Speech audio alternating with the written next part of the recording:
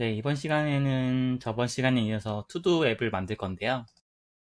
지난 시간에 저희가 만들었던 화면이 생각보다 제가 생각했을 때 너무 별로여서 오늘부터는 이제 새로운 화면을 가지고 서버 개발할 건데요. 일단 클라이언트, 즉 화면이 이미 나와 있고 이제 기획이 어느 정도 되어 있을 때 이제 서버 개발자 입장에서 어떻게 개발해야 되는지를 좀 진행하려고 해요. 그래서 제가 화면을 하나 만들어 왔는데 그 리액트를 사용해서 이렇게 화면을 만들었어요. 그래서 로그인 화면이나 아니면 투두 리스트 화면을 이제 할 건데 지난 시간에 비해서 화면이 좀 깔끔해졌죠. 지난 시간에 저희가 했던 거 보면은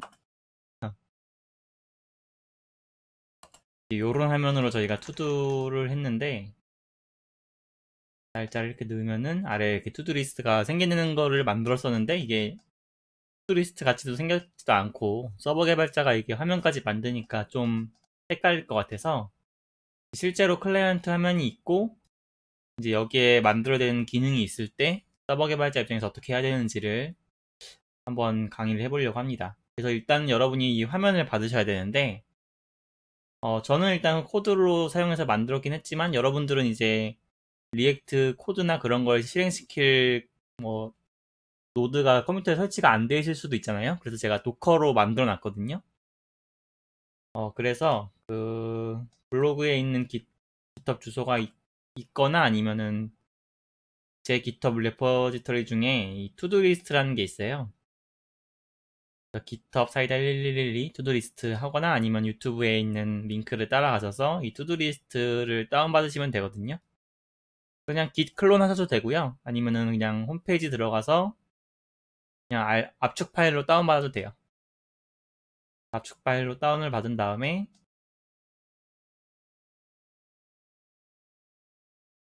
압축을 푸시고요.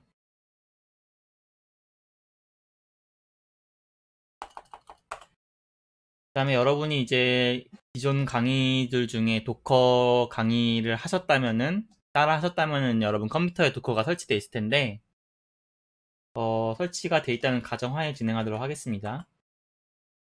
윈도우든 맥이든 도커가 설치되어 있으면은 이 다운로드 받은 폴더 경로에 이 도커 컴포즈라는 파일이 있거든요. 그래서 이거를 실행해서 도커 이미지를 만들 수가 있어요. 그래서 그 경로로 이동해 준 다음에 저는 다운로드에 투두리스트 마스터 안에 투두리스트 마스터 폴더가 있거든요. 다운로드 안에 투두리스트 마스터 안에 투두리스트 여기 보면은 도커 컴포즈가 있잖아요. 먼저 이미지를 만들어 주시면 되는데 이미지 만드는 명령어는 도커 다시 컴포즈 빌드예요. 이 도커 컴포즈 빌드를 하시면은 얘가 알아서 이제 이 도커 파일 안에 있는 소스들을 실행하기 위한 여러 가지들을 설치를 하거든요. 물론 여러분 컴퓨터에 설치하는 게 아니라 도커라는 가상환경 위에 설치하기 때문에 뭐 여러분의 환경 변수를 건드리거나 그런 건 아니에요. 아마 이게 빨갛게 글씨가 뜰 텐데 제가 이게 리액트 앱을 만들 때 너무 옛날 라이브러리를 썼더니 이런 식으로 경고가 뜨는 건데 이런 건 무시하셔도 됩니다.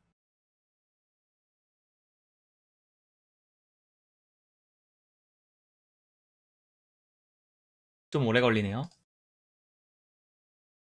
일단 그래서 이 도커 이미지를 만들고 나서 처음에 만들고 나면 그 다음부터는 그냥 실행만 시키면 되거든요.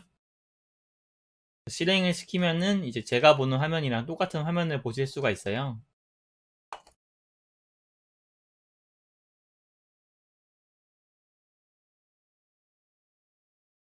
실행 안 했네요. 저는 이 리액트를 만들 때 웹스톰이라는 그 젯브레인 툴을 썼는데 여러분도 나중에 혹시 프론트엔드를 하실 거면은 이 웹스톰 쓰시면 되게 좋아요. 젯브레인이 툴을 되게 잘 만들어서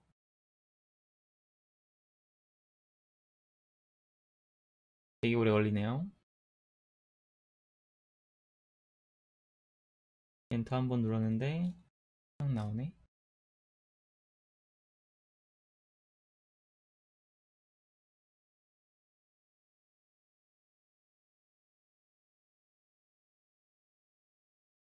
된 거야? 안 된 거야? 됐네요.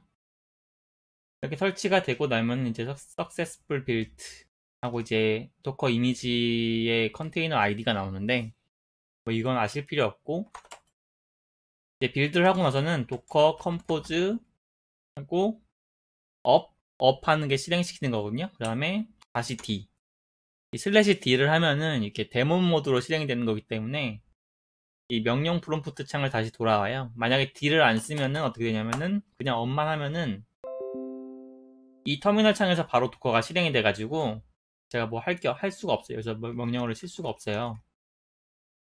이렇게 하셔도 되고 뭐 이렇게 하기 싫으시면은 그냥 도커 업 다음에 D를 해주시면은 도커는 도커 나름대로 뜨고 저는 또 다른 명령어를 칠 수가 있어요.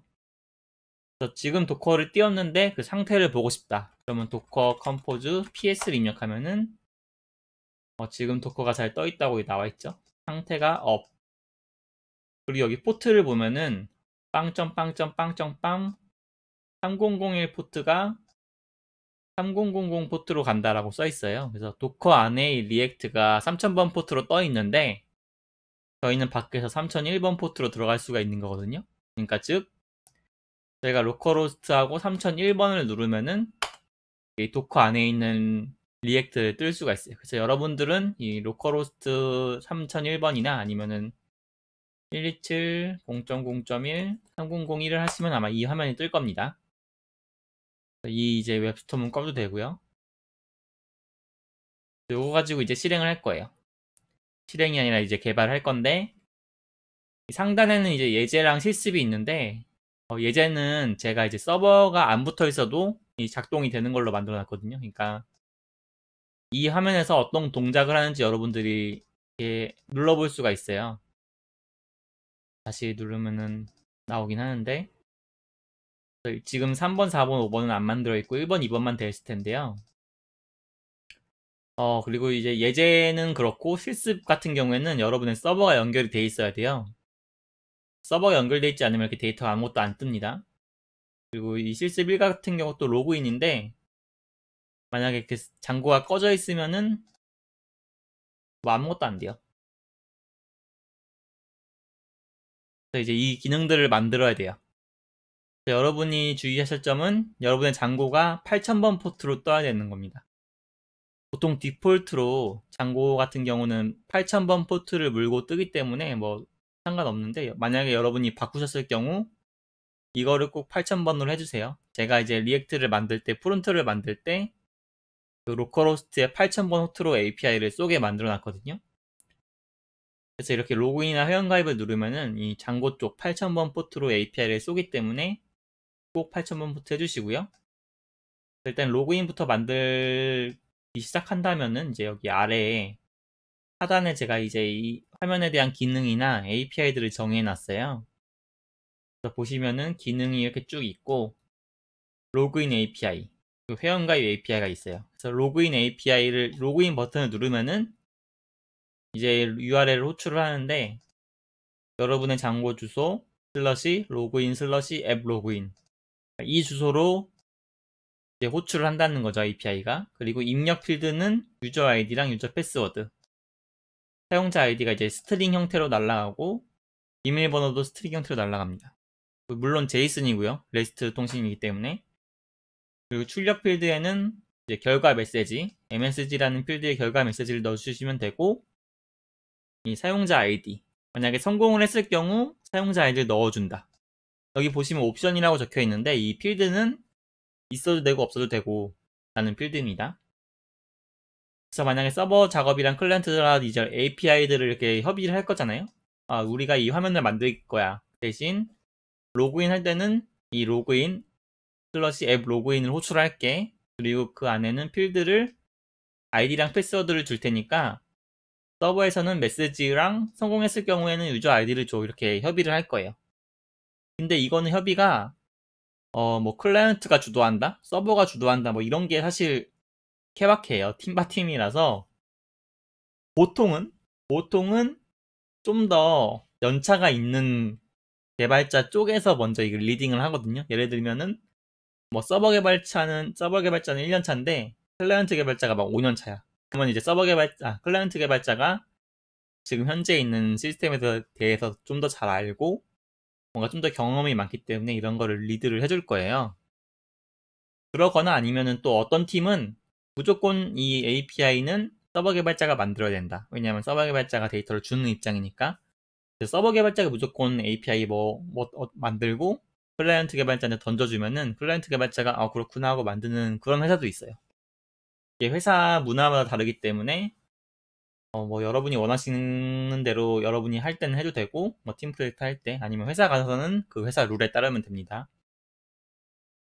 그리고 아까 제가 옵션이라고 말한 것처럼 이 필드가 이제 있을 수도 있고 없을 수도 있는 필드들이 옵셔널이고 이제 그 반대로 필수인 필드들이 있어요. 이거는 무조건 올려야 된다. 그걸 맨데터리라고 하는데 맨데터리 필수라는 뜻이에요. 뭐 번역하자면은 맨데터리라고 해서 이 맨데터리 필드가 뭔지가 서로 공유가 되어야지 개발하기가 편리합니다. 그리고 마찬가지로 옵셔널, 있어도 되고 없어도 되는 필드일 경우에 서버나 클라이언트에서 이 필드가 널일 수도 있다는 거를 예외 처리를 꼭 해주셔야 돼요. 그래서 이렇게 먼저 효과 아웃풋 이거를 줄여서 IO라고 하거든요. 그래서 서버랑 클라이언트랑 API에 대한 IO를 공유한다라고 보통 하는데 그 IO를 공유를 하는 작업도 되게 중요합니다. 이거 문서화하는 것도 중요하고요. 저 같은 경우에는 그냥 이제 그 웹페이지에 쓰느라고 이렇게 대충 썼는데 이 IO를 공유하기 위한 뭐 오픈소스들도 되게 많아요. 뭐 스웨거라는 툴도 있고요. 아니면은 뭐 그냥 GitHub에서 그냥 공유하는 사람들도 있고 뭐 어떤 회사는 엑셀로 만들어서 그냥 문서를 공유하기도 해요. 그런 식으로 공유를 하게 돼 있고요. 그리고 이제 저희가 사용하는 로그인 API 말고 회원가입을 보면은 회원가입도 마찬가지로 이제 입력 필드, 출력 필드 URL이 있는데 URL 같은 경우는 아까는 m로그인이었는데 지금은 로그인 슬러시 레지스트 유저죠. 회원가입. 그리고 입력 필드는 유저 아이디랑 유저 패스워드. 출력 필드는 뭐 메시지랑 유저 아이디. 똑같죠? 로그인이랑. 그래서 이걸 실제적으로 만들어 볼 건데 만들어 보기 전에 일단 예제 1번을 눌러서 이건 예제 1은 이제 서버가 안 붙어 있어도 동작하는 거거든요. 아이디랑 비번 입력했을 때 회원가입 누르면은 회원가입이 완료되었다는 메시지가 나오는구나. 그러면 이제 우리가 얘네들이 메시지라는 필드에 우리가 결과 메시지를 넣으면은 이 화면에 뿌리는구나 라는 걸 알 수가 있어요. 우리가 화면이 있으면은 이 클라이언트 개발자가 설명해 주지 않아도 이 화면을 눌러보고 우리가 주는 메시지가 어디로 화면에 보여주는구나를 추측할 수 있거든요. 이렇게 추측하는 것도 되게 중요해요. 왜냐면은 우리가 주는 데이터가 어디에 쓰일지 알면은 그 데이터 형식이나 그런 걸 구조화할 때 되게 좋거든요. 예를 들어서 이렇게 메시지를 보냈는데 텍스트 형식으로 뜬다. 그러면 우리가 당연히 스트링으로 주는 게 좋겠죠? 근데 만약에 어떤 계산기 같은 거는 위에 숫자가 뜨잖아요. 그러면 우리가 숫자로 주는 게 더 편리하니까 그걸 스트링 말고 인트로 주는 게 더 편한가? 그래서 클라이언트를 협의할 때 야, 그거 숫자로 주는 게 편해? 스트링으로 주는 게 편해? 라고 물었을 때 클라이언트가 이제 자기 나름대로 정하겠죠? 우리는 그냥 출력 화면에 표시만 할 거니까 스트링으로 줘. 아니면 혹은 우리 계산할 때도 인트용으로 바꾸기 귀찮으니까 그냥 인트용으로 줬으면 좋겠어. 이렇게 계속 협업을 해야 돼요. 핑퐁을 치면 IO를 정리해 나가면서 이제 개발을 하는 겁니다. 회원가입 누르면 회원가입 되고 로그인을 누르면은 이제 안녕하세요 땡땡땡 님이라고 나오죠. 우리가 로그인을 할 때 이제 응답값으로 유저 아이디를 주는데 이 유저 아이디를 이렇게 화면에 보여주는구나. 안녕하세요 땡땡땡 님이라고 할 때 이 땡땡땡 님이라는 아이디를 표기하기 위해서 응답값으로 아이디를 원하는구나 라는 걸 알 수가 있어요. 그래서 굳이 만약에 아이디를 안 줘도 되면은 그냥 빼버리면 되죠. 왜냐면 데이터를 줄이는 게 가장 좋으니까. 근데 여기서 또 저희가 생각해 봐야 될 거는 안녕하세요 땡땡땡 님이라고 표시하는데 이 서버에서 주는 거는 아이디밖에 안 준단 말이에요. 그러면 서버 개발자 입장에서 아니 굳이 안녕하세요 땡땡땡 님이라는 공통 포맷을 화면에 표출할 거면은 그냥 서버가 이 안녕하세요 땡땡땡 님이라는 걸 다 만들어 줄 수도 있는데 뭐 그렇게 하는 건 어때? 라고 클라이언트에 제의할 수도 있어요. 반대로 클라이언트가 아이디만 받으면은 이 안녕하세요랑 땡땡땡 님, 이 님이라는 한글은 클라이언트 입장에서 하드코딩을 해놔야 되니까 너네가 그냥 이 메시지를 다 주는 게 어때? 그럼 우리는 메시지를 받자마자 바로 화면에 뿌리면은 간단하거든. 이렇게 서로 핑퐁을 칠 수가 있거든요.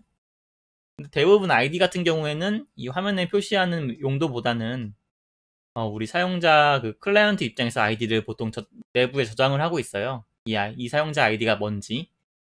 그렇기 때문에 이제 아이디만 따로 주는 게 필요하기 때문에 이런 경우에는 그냥 서버에서 아이디만 주는 게 편리한데 뭐 나중에 서버에서 이 앞뒤 메시지까지 같이 주는 경우가 더 편리한 경우도 있기 때문에 그 상황을 봐가시면서 IO를 결정하시면 될 것 같아요.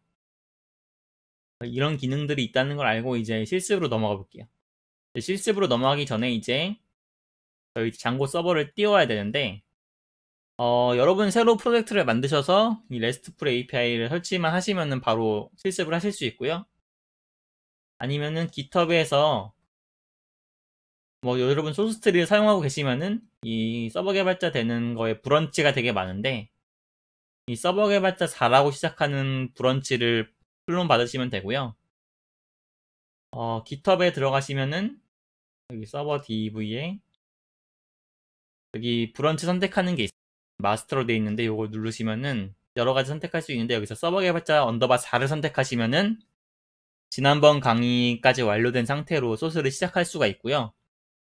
이번 강의에서 진행한 소스 코드를 그냥 한 번에 받고 난 소스 치기 귀찮으니까 그냥 만들어진 소스 볼래 하시는 분은 서버 개발자 언더바 5를 다운로드 하시면은 여기에는 이제 제가 강의를 진행 완료했을 때 그 소스 코드들이 적용되어 있는 버전이기 때문에 코드를 치지 않으셔도 여러분이 바로 실행해 보실 수 있어요. 일단 저는 4로 할게요. 4로 하면은 이제 여러분들 데이터베이스가 이제 MySQL로 되어 있을 텐데 저는 이제 이번 시간에 SQL을 쓸 거거든요. SQLite. 그래서 SQLite로 바꾸시는 건 요 데이터베이스를 원래 요거였는데 이걸로 바꾸시면 됩니다. 그리고 마이그레이션을 한번 해주시면 돼요. python manage.py make migrations. 저는 이미 한번 했기 때문에 바뀐 게 없는데 여러분들은 뭐 바꿀 거예요. 그 마이그레이트를 하면은 여러분들 DB가 다 완료가 됐고 여기 파이참 안에 있는 데이터 툴이 있거든요. 여기서 플러스를 누르신 다음에 데이터 소스를 누르시면은 SQLite가 있어요. MySQL도 있긴 한데 SQLite를 누르시면은 이제 어떤 MySQL을 가져올 거야. 그래서 여기 파일이 있어요. 파일 경로를 선택하셔서 저희 프로젝트 경로에 있는 DB SQLite를 선택하시고 OK를 누르시면 여기 이제 DB가 읽혀지거든요. 이 SQLite가 읽혀져서 여기서 쿼리를 날릴 수가 있어요. 그래서 우리는 로그인 유저라는 콘솔 이상한 게 떴네. 여기 DB SQLite에서 스키마에 오른쪽 클릭한 다음에 점프 투 쿼리 콘솔 누르시면은 뭐 디폴트 누르시면은 이제 쿼리를 쓸 수 있는 창이 나오는데 여기서 셀렉트 로그인 유저를 한번 보면은 테이블을 볼 수가 있죠. 아이디, 유저 아이디 저희가 옛날에 만들었던 유저 테이블이에요.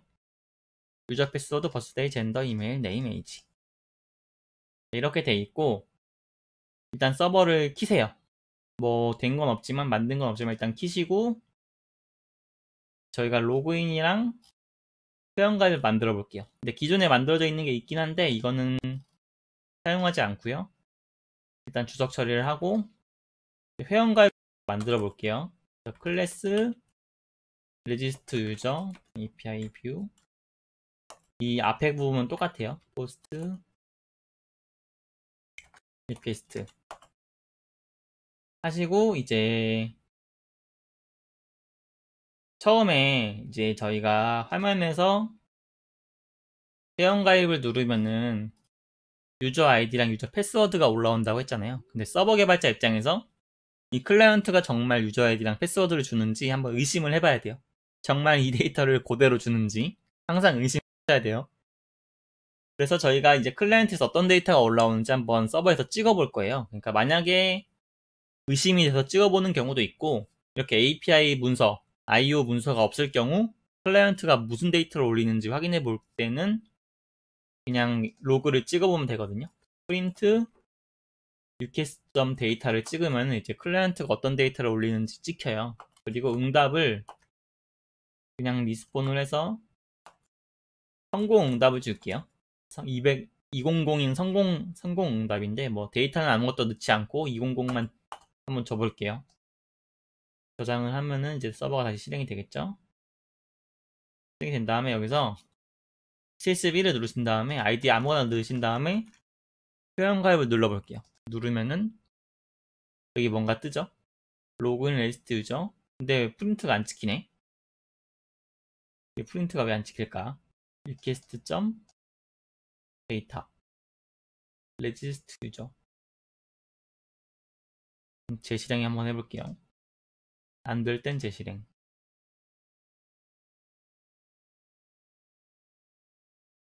회원가입. 왜 안 찍히지? 로그인 레지스트 유저인데 제가 프린트를 분명히 해놨는데 아무것도 안 찍히죠? 그러면은 프린트 로그 아무거나 한번 이거는 무조건 찍힐 테니까 하고 됐어요. 회원가입 눌렀는데 아무것도 안 찍히죠? 이건 지금 무슨 일이냐면은 이 회원가입을 눌렀을 때 이 클래스가 실행이 안 되고 있는 상태인 거예요. 그래서 왜 실행이 안 될까? URL 한번 가보면은 로그인은 로그인. 여기 URL을 보면은 레지스트 유저는 레지스트 유저 뷰. 이거 안 실행이 안 될 리가 없는데 이상하네. 음,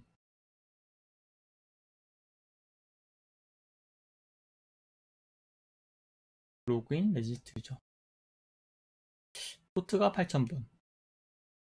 이게 127 빵빵이라서 그런가? 어허, 이상하네요. 음, 일단 중지하고 개발 모드가 아니라서 그런가? 파이썬 디버깅 모듈이 맞는데 음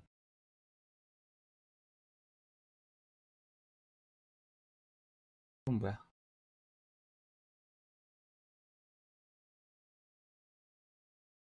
허허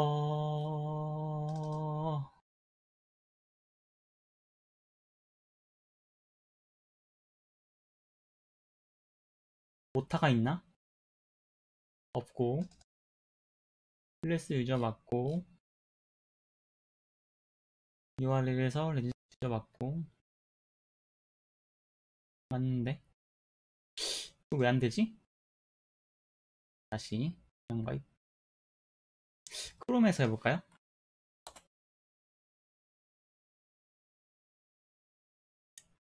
크롬에서 127 다시 3002를 한 다음에 실습 디링 회원가입 서버를 실행 안 했군요. 서버 실행하고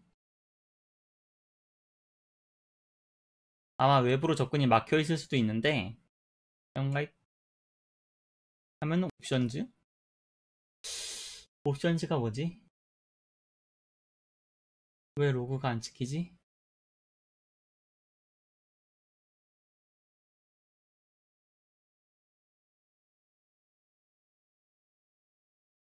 디버그 트루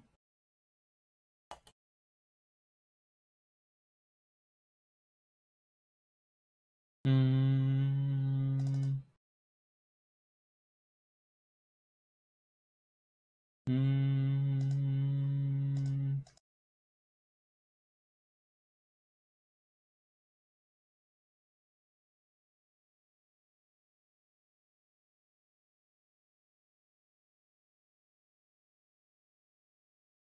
웹스톰에서 한번 실행시켜 볼게요.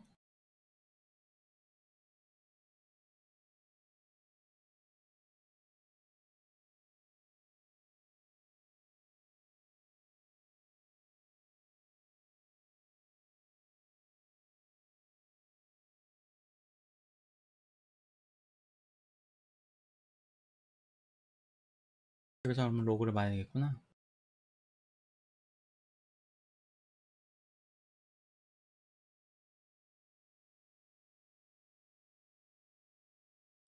서버 에러가 나네.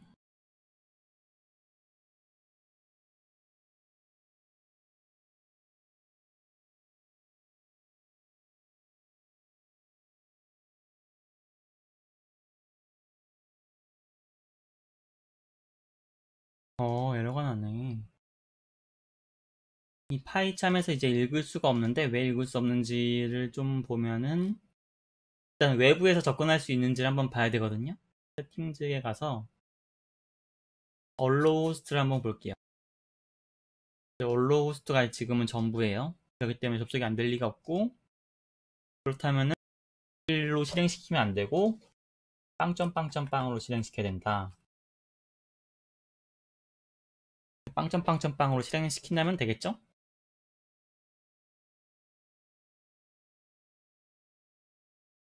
실행하고 나서 크롬에서 대형가입 안되네?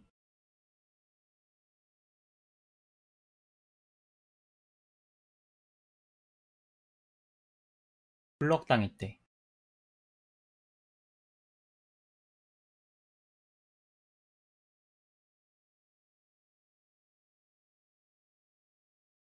폴스 폴라이스. 허허, 이게 갑자기 이게 뜬다고?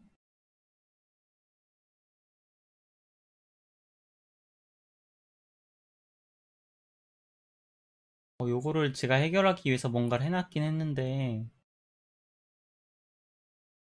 XX 컨트롤 오리진 어쩌고 어떻게 했는지 기억이 안 나네. 하이참에서 검색을 해볼게요. 장고에서 이거 오리진 설정. 오케이.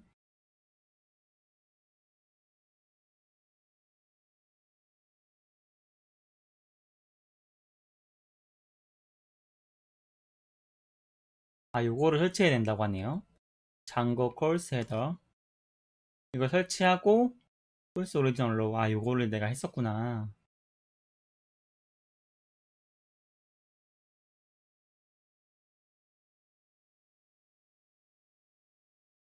요거를 했었는데 내가 깜빡했었네요. 그러면 일단 pip install 알았어.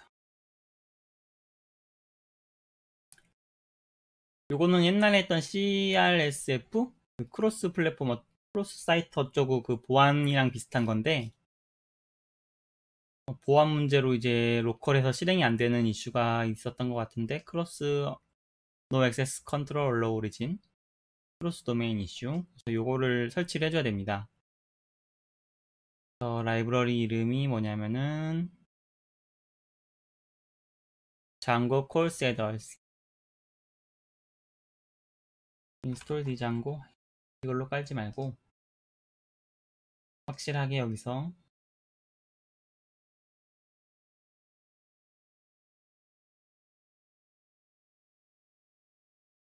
어딨어? 이구나.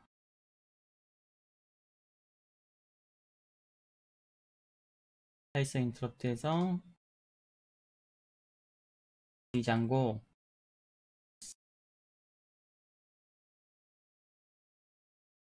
검색이 매우 느리네요 지금.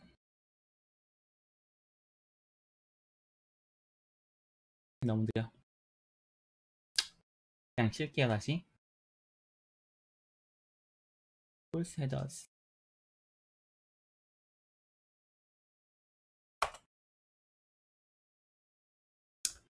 설치가 됐어요. 설치하고 나서 또 몇 가지 설정을 해주셔야 돼요. 일단 calls original allow라는 걸 치고 calls allow credentials true.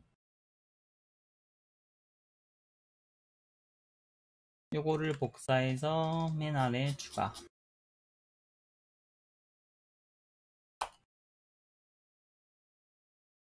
이게 지금 리액트의 그 클라이언트의 문제라서 클라이언트의 문제로 서버에 이런 걸 해주는 거라서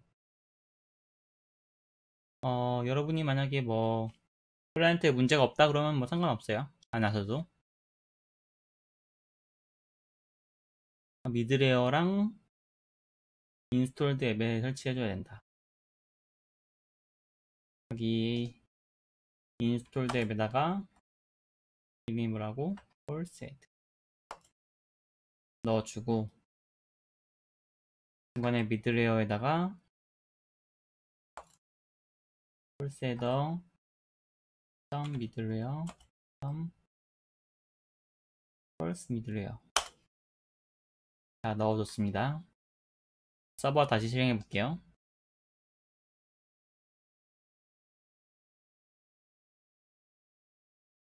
자, 그러면 이제 회원가입 누르면은 이제 유저 아이디랑 제가 아까 찍어놓은 로고가 제대로 올라오죠. 그래서 클라이언트가 올릴 때 유저 아이디에다가 내가 이 화면에서 아이디를 넣은 값이 그대로 올라오고 유저 패스워드에 여기 내가 적은 값 그대로 올라오는구나. 여기다가 아이디 패스워드 하고 눌러보면은 그대로 찍히는 게 보이죠. 클라이언트가 이 문서대로 잘 올리네 하고 이제 의심이 해소될 수가 있어요. 자, 그러면 이제 이걸로 가지고 회원 가입을 시켜주면 되겠죠? 제가 기존에 만들었던 회원 가입이랑 똑같이 똑같진 않네요. 기존에는 저희가 시리얼라이저를 했는데 시리얼라이저 여기서 안 쓸게요. 이렇게 흑점 데이터에서 유저 아이디를 일단 불러오고 유저 아이디는 유저 아이디고 유저 패스워드는 이렇게 흑점 데이터 유저 패스워드 그 다음에 로그인 유저 하나 만들면 되겠죠? 로그인 유저 점 오브젝트 크리에이트 유저 아이디는 유저 아이디 유저 패스워드는 유저 패스워드 이렇게 하면 이제 들어온 아이디랑 패스워드로 만들어집니다. 그리고 만들어졌을 때 MSG 달라고 했죠? MSG 데이터로 해야 되죠? 데이터는 이제 응답 주는 데이터는 제이슨 형태인데 사전 형태인데 MSG는 회원 가입에 성공했습니다. 그리고 성공했을 경우 유저 아이디 달라고 했죠?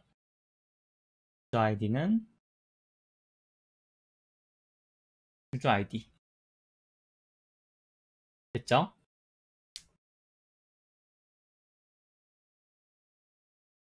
이제 이러고 화면에서 가입해 볼게요.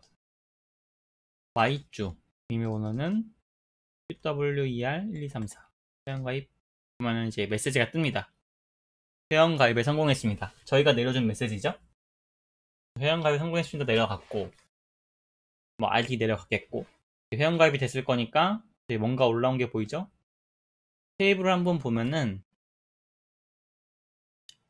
보이시면은 마이주 QWER1234 저장이 됐습니다. 이제 이런 거 말고도 그냥 정상적인 회원가입 말고도 이제 예외 처리 같은 걸 해야 되잖아요. 예를 들어서 똑같은 아이디로 또 했어. 똑같은 아이디로 또 했을 때는 서버에서는 에러가 나요. 유니크 필드인데 또 만들었다. 근데 클라이언트에서는 뭐 에러가 아무것도 안 나죠? 그렇기 때문에 에러 처리를 해줘야 돼요. 그리고 예를 들어서 뭐 아이디가 공백이고 비밀번호 공백이야. 누르면 어떻게 될까요? 공백 회원 성공했어요. 그냥 우리가 공백도 받아준다는 거지. DB를 보면은 둘 다 공백인데 들어갔어. 이러면 안 되겠죠? 그래서 이렇게 예외 처리 같은 걸 해줘야 되는데 이게 어디서 할지가 되게 상당히 애매할 수도 있어요. 왜냐하면은 이거 뭐 공백으로 입력하는 거는 클라이언트가 막아야 되는 거 아니냐라는 사람들도 있고 아니면 서버에서 막아야 되는 거 아니냐 하는 사람들도 있어요. 가장 베스트는 클라이언트에서도 막고 서버에서도 막는 거거든요. 양쪽에서 막으면은 절대 그럴 일이 없잖아요. 클라이언트 입장에서는 클라이언트 본인도 못 믿으니까 서버가 한 번 더 해주고 서버 입장에서도 서버 우리가 체크 못할 수도 있으니까 너네가 한 번 더 체크하면은 굳이 우리 날릴 필요 없이 하니까 뭐 이중 체크하자, 더블 체크하자 하는 거예요. 더블 체크가 가장 좋은 방법이고 보통은 클라이언트가 앱일 경우 핸드폰 앱일 경우에는 그 앱스토어에 업데이트하는 게 생각보다 오래 걸려요. 심사받는 게. 그렇기 때문에 급할 때는 서버가 먼저 일단 예외 처리해주고 클라이언트는 다음 그 앱스토어 업로드 할 때 넣어서 가는 방식으로 가고 있어요. 뭐 웹 같은 경우는 바로바로 적용되니까 상관없고요. 그래서 우리가 해줘야 되는 게 공백 처리, 공백 예외 처리, 비밀번호의 예외 처리, 그리고 아이디가 똑같은 경우. 일단 아이디가 똑같은 경우를 먼저 하면은 그 회원가입을 하기 전에 로그인 유저에서 필터로 유저 아이디가 유저 아이디인 걸 찾으면 되겠죠? 입력된 유저 아이디랑 똑같은 거. 있는지는 exist를 사용하면 되거든요.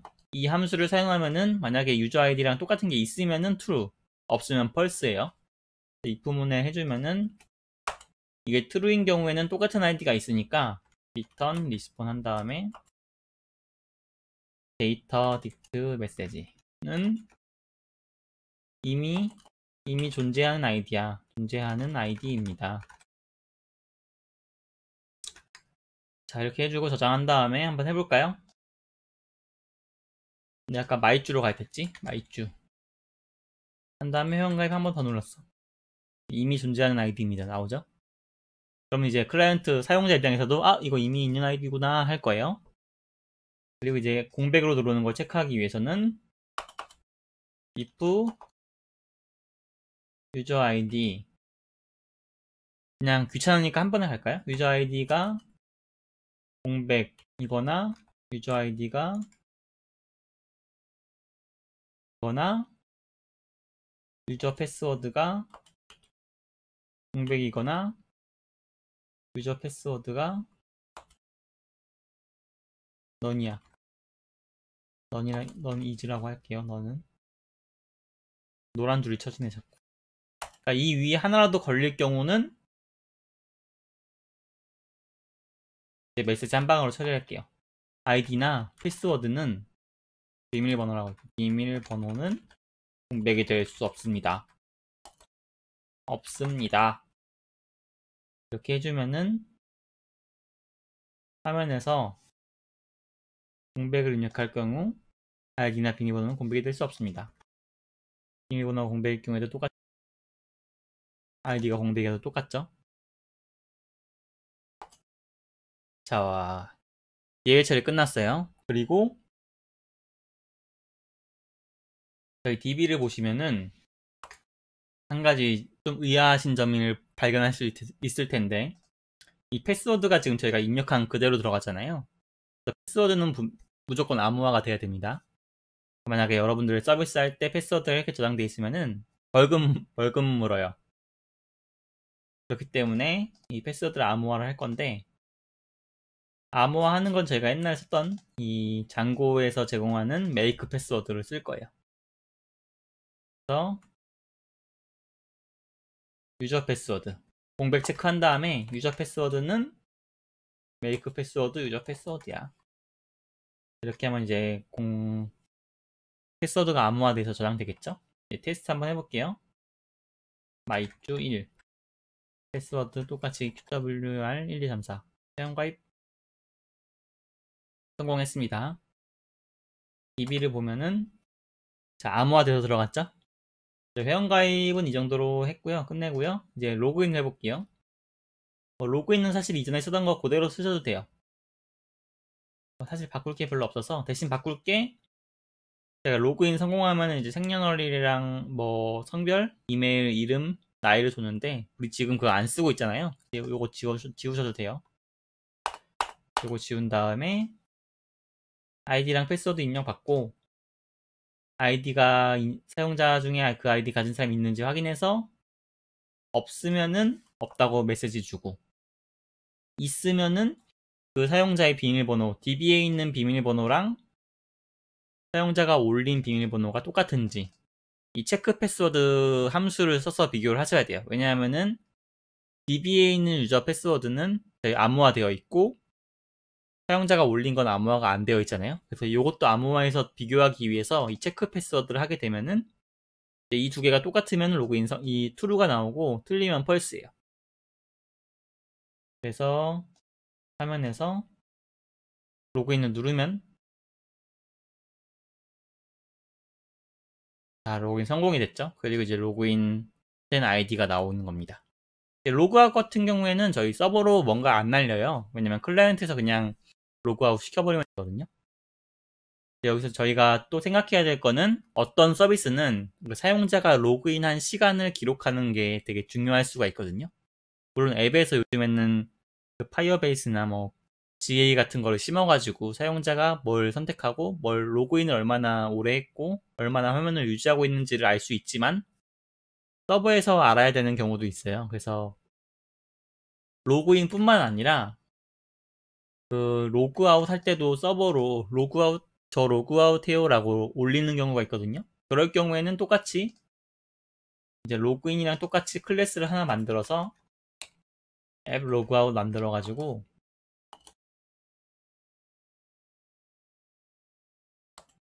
보통은 이제 로그아웃에서는 그 로그아웃한 시간을 찍어요. 그러면 이제 그 시간 로그인한 시간이랑 로그아웃한 시간을 가지고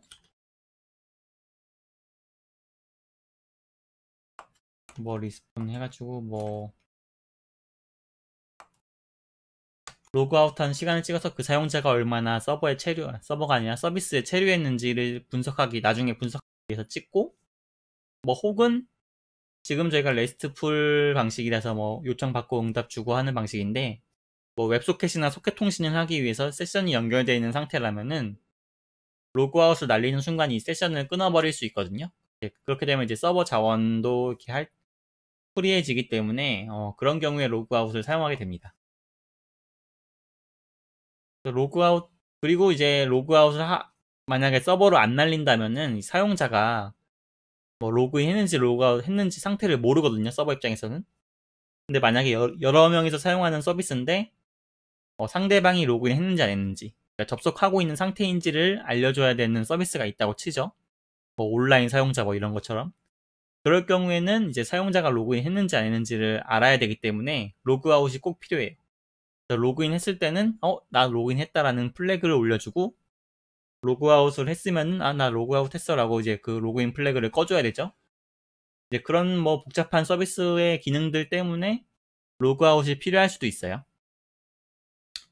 네, 그래서 이번에 로그인과 로그아웃을 해봤는데 원래는 이제 예제 EA 리스트도 같이 하려고 했었는데 이것까지 하려면 동영상이 너무 길어질 것 같아서 이거는 스킵 다음 영상으로 찍고요. 여러분들이 먼저 미리 해보셔도 돼요. 왜냐하면 이제 이번에 여기 아래 보시면은 목록 조회 삭제, 뭐 기능들이 어떤 기능이 있고 전체 조회할 때는 이런 API를 날리고 추가할 때는 API 이거 날리고 삭제할 때는 이거 날리고 완료할 때는 톡을 날린다. 이게 다 정의가 되어 있기 때문에 여러분들 한번 만들어보고 이 실습을 한번 해보세요. 저는 지금 안 만들었기 때문에 이렇게 되는데 그대로 만드신다면 아마 따라 하실 수 있을 거예요. 요거대로 만드실 수 있을 거예요. 추가하는 것도 돼요. 추가 이렇게 텍스트 입력하면 추가가 되죠. 이런 것들이 여러분이 서버로 개발하게 되면은 이 실습 2페이지가 이 예제 2페이지랑 똑같이 동작하게 될 겁니다. 그거는 다음 시간에 해보고요.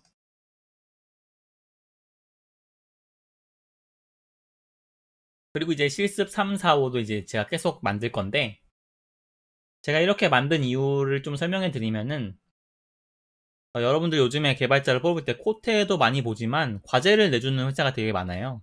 클라이언트 같은 경우에는 뭐 서버 API를 제공해 줄 테니까 뭐 어떤 화면을 만들어 와라 하면서 이제 서버 API를 주거든요. 그럼 실제로 그 API 호출해 보면 데이터가 나와요.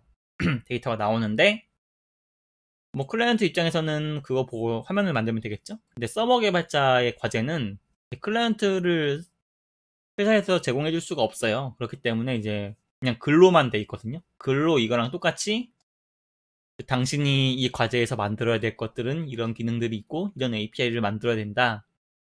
다 만든 다음에 소스를 제출해라. 이게 끝이에요. 그러니까 클라이언트는 테스트 해볼 수 있는 API 주면서 서버 개발자는 화면이 없고 그냥 상상하면서 만들어야 되거든요. 이거는 이렇게 만들어야 돼. 이렇게 나올 거야. 이렇게. 그게 너무 불편할 것 같아서 제가 이렇게 화면들을 만들게 되면은 리액트로 화면을 이렇게 만들고 기능들을 구현해야 만들면은 서버 개발자들이 채용 준비하는데 도움이 될 것 같아요. 과제를 준비하는 데 있어서. 그래서 계속 이런 식으로 만들면 도움이 되지 않을까 해서 이렇게 만들었고요. 덕분에 그 리액트를 좀 공부하는데 시간이 좀 많이 걸려서 강의가 좀 늦어졌어요. 좀 핑계일 수도 있는데 리액트 만드는데 좀 오래 걸렸고 뭐 더 공부해야 될 게 많죠. 이런 식으로 진행을 할 거고요.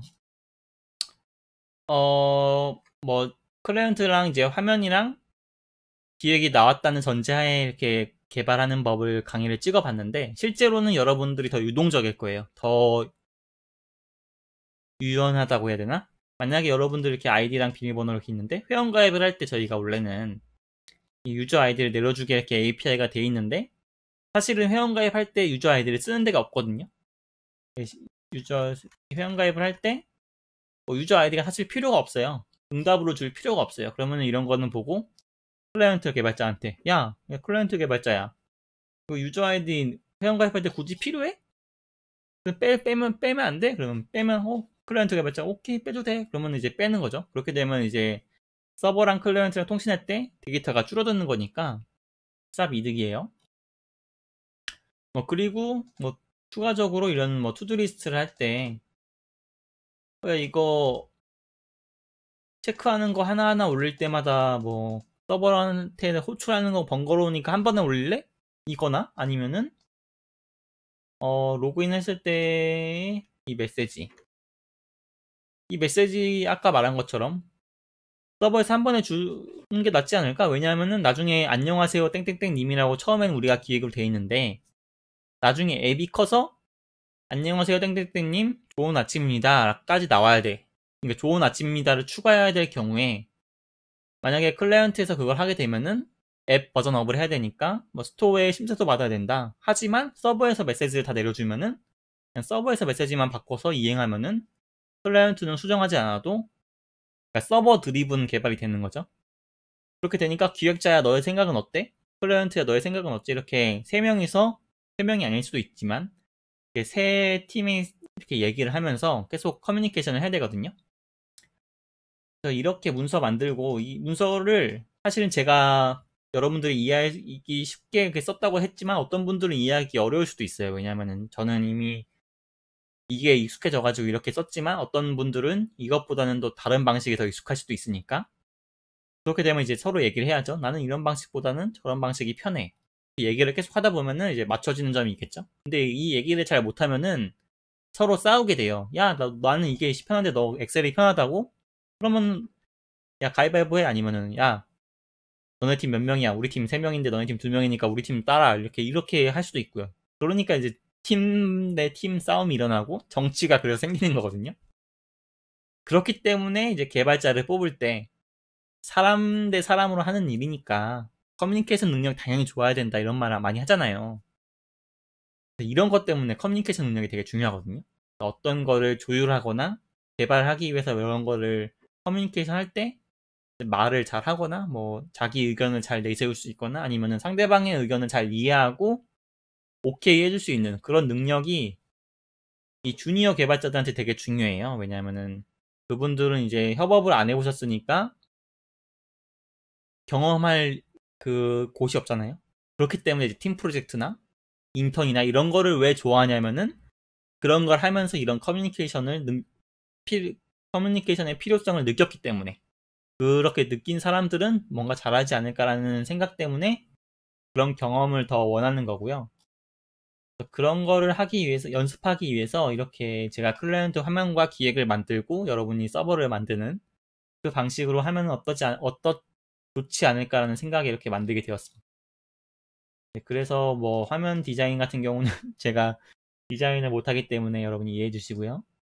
다음 시간에는 이 투두리스트를 좀 강의를 해볼게요. 여기가 투두리스트가 생각보다 이 기능들이 많아가지고 거의 CRUD가 전부 들어가죠. 조회, 삭제, 추가, 완료 같은 경우는 토글하는 거.